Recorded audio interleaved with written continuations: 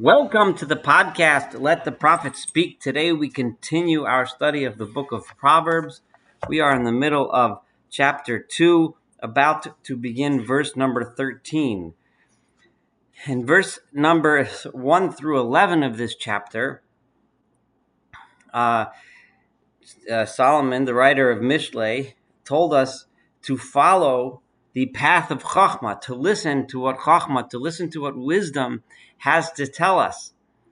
And then he started in verse 12, because if you follow this path, it will save you from the evil path, me'ish medaber tapuchos, from the man who speaks falsely, who speaks with duplicity, who who speaks with lies, and thus tries to entice you in the path of evil.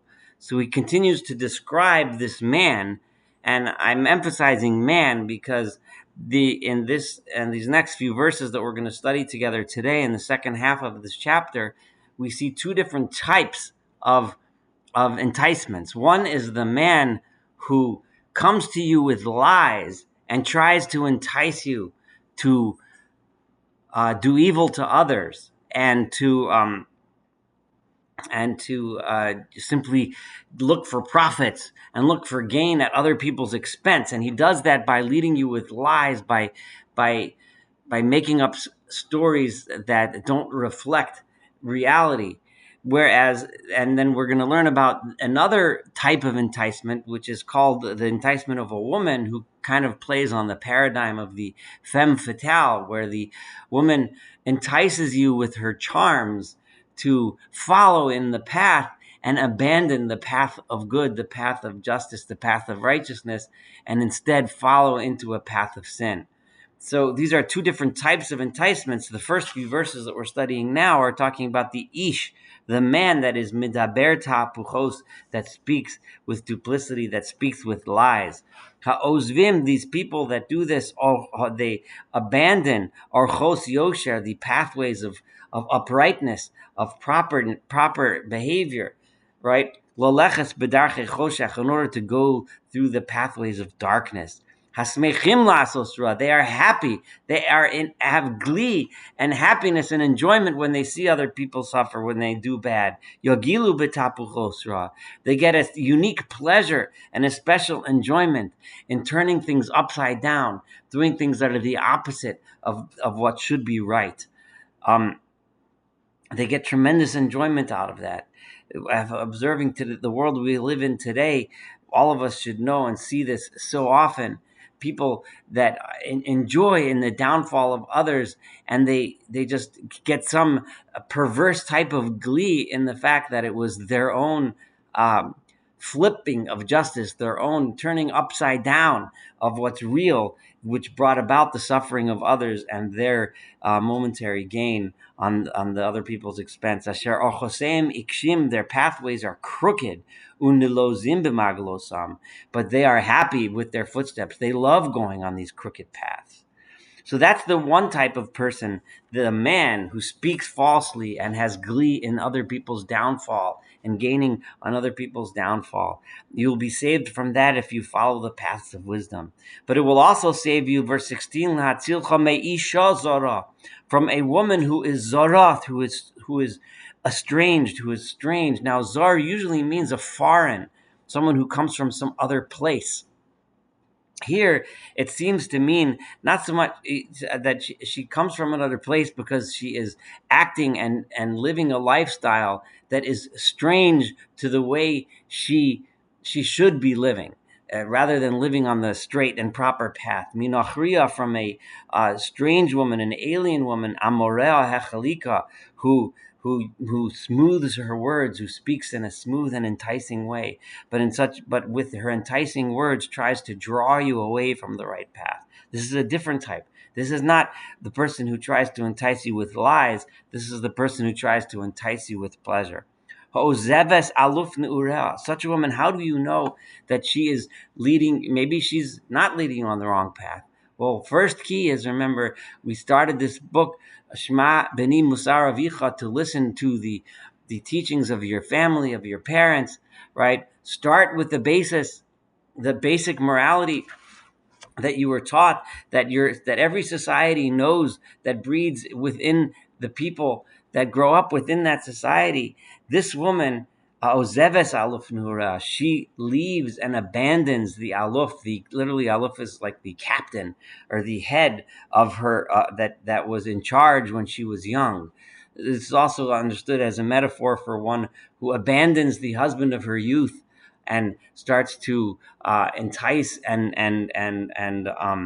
be unfaithful with the other men that were not the husbands of her youth. Yes, bris Elohel shachecha, and she thus abandons and forgets the covenant that she made with her God, that covenant of faithfulness to the one to whom she was betrothed from from the beginning. Of course, Rashi points out that that you see from here, this is not just referring to unfaithfulness, although it clearly is referring to unfaithfulness of a sexual nature and the enticement to immorality and promiscuity, but it's also telling us about someone who is enticed to leave the path of the Torah, to leave the path of God, and is enticed to go on a foreign path, on another path, and abandon the path of his youth, the path within which he was raised. Because what happens if you follow her? Verse 18, Kishocha el Maves Besa, her house is sinking, is bending down towards. Shacha is like, it's sinking, gives you the image of a house whose roof is like bending in from age and weight, and it's bending down towards death. VL Rifaim, and towards the Rifaim, the demons. You see this translated as the shades. It's referring to shades as in the demons or the souls of the dead.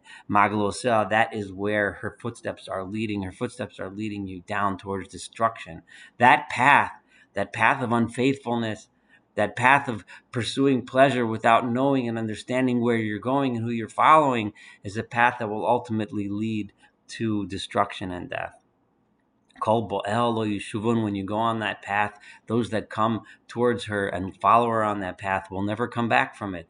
V'lo yasigu orchos chaim, and they will never reach the pathways that lead to life. Verse 20, Leman telech b'derech tovim. Again, I want you to follow Chachma so that you can avoid that evil man that speaks lies and the woman that tries to entice you. And instead, you should listen to Chachma in order that you should go on the path of the good people, v'archos tzadikim tishmar, and you should follow on the pathways of the righteous people. Ki yesharim yishkinu aretz, because it is the upright people that will reside on the land. In other words, they're not going to go down to the depths. They're not going to go down crooked paths to the pathways of the dark, as we said in verse 13 about the men who lie and seek profit on other people's backs.